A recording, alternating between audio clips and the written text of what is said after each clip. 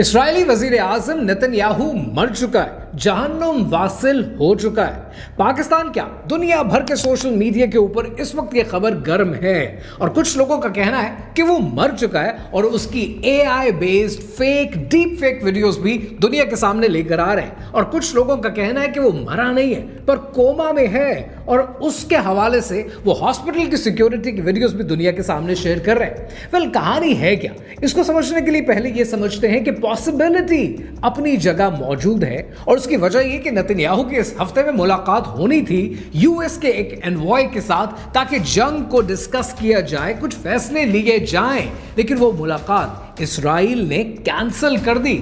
अब यहां पर समझने वाली बात यह है कि जंग में मुलाकातें होती भी हैं, कैंसिल भी होती हैं, रीस्केड्यूल भी होती हैं, तो बजाते खुद ये तो कोई प्रूफ नहीं है। लेकिन एट द सेम टाइम आप ये देखते हैं कि नेतन्याहू ने पिछले एक हफ्ते में कोई पब्लिक अपीयरेंस नहीं दी है और ईरान इस वक्त शोर कर रहा है और ईरान कह रहा है कि नेतन्याहू की फेट अनक्लियर है। यहां पर यह बात समझनी चाहिए कि यूएस सेक्रेटरी ऑफ वॉर पीट हेग्सेथ ने पिछले दिनों कहा था कि ईरान की लीडरशिप खत्म हो गई है, तो अगले दिन ईरान की लीडरशिप ने क्या किया, बारिश में बाहर निकले लोगों के साथ मिले और लोगों के साथ वीडियोस बनाई, उन्होंने अपना प्रूफ दे दिया। लेकिन नेतन्याहू का प्रूफ नहीं आया और उस प्रूफ के तौर पर इस्राइल के मीडिया ने नेतन्याहू की एक वीडियो रिलीज की है जहां पर वो प्रेस के सवालों के जवाब दे रहा है, यानी फिर भी पब्लिक अपीयरेंस नहीं है। और जो वीडियो शेयर की है, जब आप उस वीडियो को फोरेंसिक में लेकर जाते हैं तो आप देखते हैं कि वो एक AI बेस्ड वीडियो लगती है, क्योंकि नेतन्याहू की 5 की बजाय 6 उंगलियां आ जाती हैं और कुछ जगहों पर वीडियो में आप ये देखते हैं कि 6 उंगलियों के अलावा नेतन्याहू की बात करते हुए कुछ दांत गायब हो जाते हैं और कुछ दांत आ जाते हैं। यानी अगर ये भी एक AI बेस्ड वीडियो है तो सवाल ये है कि नेतन्याहू कहां है। एट द सेम टाइम एक और प्रूफ के तौर पर जो लोग बात कर रहे हैं वो ये कहते हैं कि यूएस सेक्रेटरी बेसेंट एक इंटरव्यू दे रहे थे और उस इंटरव्यू के दौरान उन्हें पैगाम आया कि इंटरव्यू रोकें, यूएस प्रेसिडेंट डोनाल्ड ट्रंप आपको सिचुएशन रूम में बुला रहे हैं। और बेसेंट ने इंटरव्यू वहीं छोड़ा और उठकर चले गए। लेकिन जब यूएस सेक्रेटरी बेसेंट वापस आए कुछ घंटों के बाद इंटरव्यू देने के लिए, तो उनका रंग उड़ा हुआ था और जुमले आपस में मिल नहीं रहे थे। To go to the situation. How was the president? Was he stressed? No, the president is in great spirits.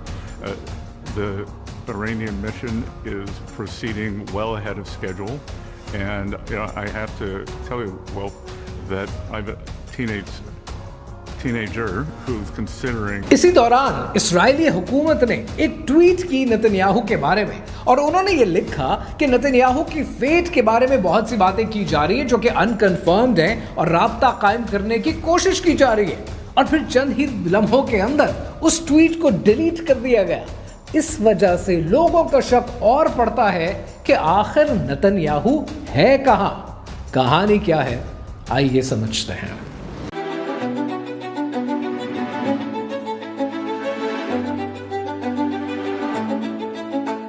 ये कहानी शुरू होती है आज से कई दिहाइयों पहले, जब इस्राइल ने यह फैसला किया कि हम अपना एक पेंटागन बनाएंगे, लेकिन हम वो गलती नहीं करेंगे जो अमेरिका ने की।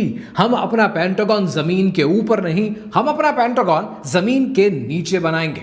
सेंट्रल तल अवीव के अंदर एक गली है जिसका नाम है लिनार्डो डा विंची स्ट्रीट। अगर इस स्ट्रीट को आप गूगल मैप पर ढूंढने की कोशिश करेंगे तो आपको कुछ नजर नहीं आएगा। इसलिए नहीं कि ये स्ट्रीट एग्जिस्ट नहीं करती है, बल्कि इसलिए कि इस स्ट्रीट पर कुछ ऐसा हो रहा है जो आपके और मेरे पे स्केल से कहीं ज्यादा ऊपर है। इस स्ट्रीट के अंदर, लिनार्डो डा विंची स्ट्रीट के अंदर जब पहला चौक आता है, वहां पर एक इमारत कायम है और उस इमारत का नाम है डा विंची कॉम्प्लेक्स। ये जो 6000 स्क्वायर मीटर की फैसिलिटी है, इसे इस्राइल के अंदर साइट 81 कहा जाता है। ये एक electromagnetically shielded underground intelligence centre है और इसके हवाले से आपको ये जानना जरूरी है कि इसके ऊपर पैसा लगाया किसने। Of course US tax payer ने, और ये बात आपको यूएस के गवर्नमेंट फाइल से, कंस्ट्रक्शन के डॉक्यूमेंट से भी क्लियर हो जाती है। सवाल यह है कि इस्राइल ने इस फैसिलिटी को बनाया क्यों? कि अगर दुनिया में सब कुछ खत्म हो जाए, ऊपर शहर तबाह बर्बाद हो जाए, तब भी ये पिट, जिसको इस्राइल में पिट कहते हैं, तब भी ये पिट मौजूद हो और यहां से जंगी अहकामात दिए जा सके। न्यूयॉर्क टाइम्स को एक कंट्रोल्ड एक्सेस दिया गया इस फैसिलिटी का, और न्यूयॉर्क टाइम्स ने लिखा है कि ये ऐसी फैसिलिटी है जो कि नर्व सेंटर है, और यहां पर 70 लोग बैक वक्त में बैठते हैं बड़ी बड़ी स्क्रीन्स के सामने और जंग के हवाले से डिसीजंस लेते हैं, और शिफ्ट्स में ये काम चलता है, और इस्राइल की स्ट्राइकिंग पोजीशन के डिसीजंस यहीं से लिए जाते हैं। अब आपको एक इंटरेस्टिंग बात बताता हूं। जून 2025 में इस्राइल, अमेरिका और ईरान की जंग हुई। तब ईरान ने कुछ मिसाइल मारे, और ये जो पर्टिकुलर फैसिलिटी है, ये 6000 स्क्वायर मीटर की, इसके बिल्कुल बराबर पता है कौन सी बिल्डिंग है? ये इस्राइल का मिनिस्ट्री ऑफ डिफेंस है, जिसको इस्राइल में किरिया भी कहते हैं, और इसे इस्राइल के अंदर फोर्ट्रेस ऑफ जायन भी कहा जाता है। सो ईरान ने जून 2025 में ये क्लेम किया कि हमने किरिया के ऊपर अटैक किया है।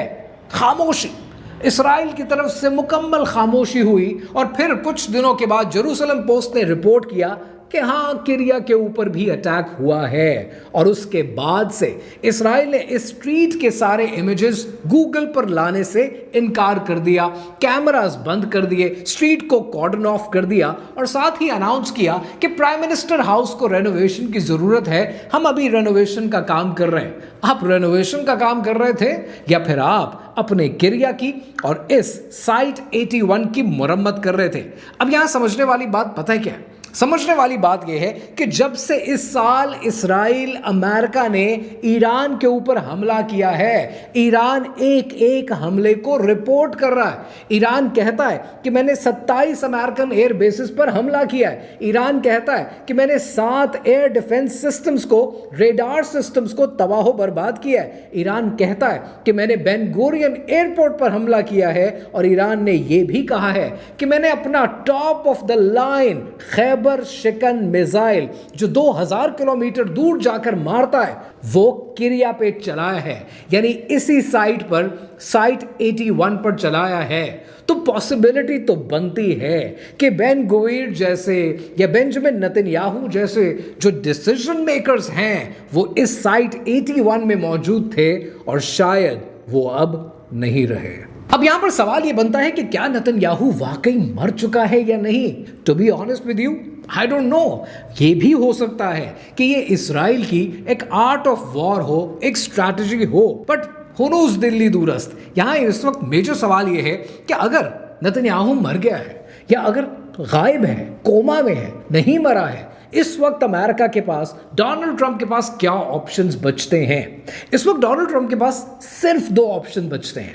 पहला ऑप्शन यह है कि वो फैसला कर ले और कह दे कि हम ये जंग हार चुके हैं और हम मजीद लड़ना नहीं चाहते, और दूसरा ऑप्शन यह है कि वो मजीद लड़ने के लिए तैयार हो जाए। पहले ऑप्शन को देखते हैं। अगर डोनाल्ड ट्रंप इस सिचुएशन में आकर यह फैसला करते हैं कि मजीद जंग नहीं करनी है, हम हार चुके हैं, तो उसका नतीजा क्या निकलेगा? नंबर 1, ईरान आपसे कॉम्पेंसेशन मांगेगा, रेपरेशन मांगेगा कि आपकी वजह से हमारा बिलियंस का नुकसान हुआ है, हमारा वो नुकसान पूरा किया जाए। नंबर 2, आइंदा स्ट्रेट ऑफ हॉर्मुज से जो कंटेनर गुजरेगा, जो ऑयल टैंकर गुजरेगा, ईरान उसके ऊपर रॉयल्टी चार्ज करेगा, ईरान टोल मांगेगा, यानी अब पैसा गल्फ कंट्रीज से निकलकर ईरान की इकोनॉमी में जाना शुरू हो जाएगा।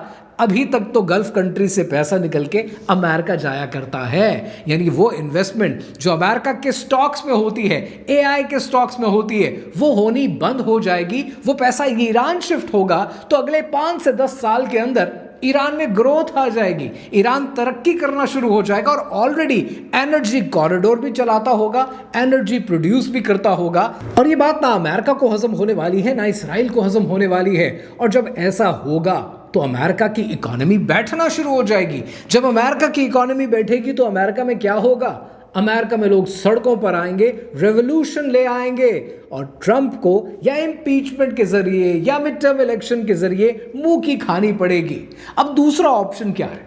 दूसरा ऑप्शन यह है कि अपनी प्रेसिडेंसी और अपनी इज्जत बचाने के लिए, कि उस प्रेसिडेंसी को बचाने के लिए जिसमें ऑलरेडी उनका वाइस प्रेसिडेंट जेडी वैंस बोलना शुरू हो गया है कि मैंने तो मना किया था, मैं तो कहता ही नहीं था, मेरे रास्ते जुदा हैं, वो ऑलरेडी कहना शुरू हो चुका है। उस इज्जत को बचाने के लिए US president Donald Trump boots on the ground उतार दें, अपनी इज्जत और अपनी इकोनॉमी को बचाने के लिए इस्तेमाल करेंगे।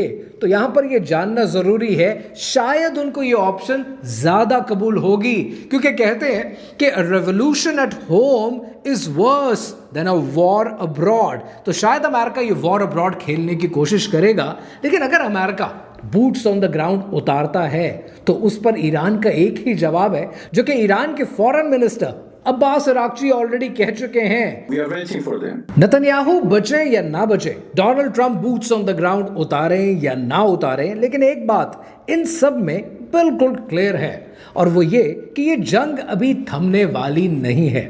ज़ायनिज़्म के खिलाफ इस्लाम की ये जंग अभी जारी है।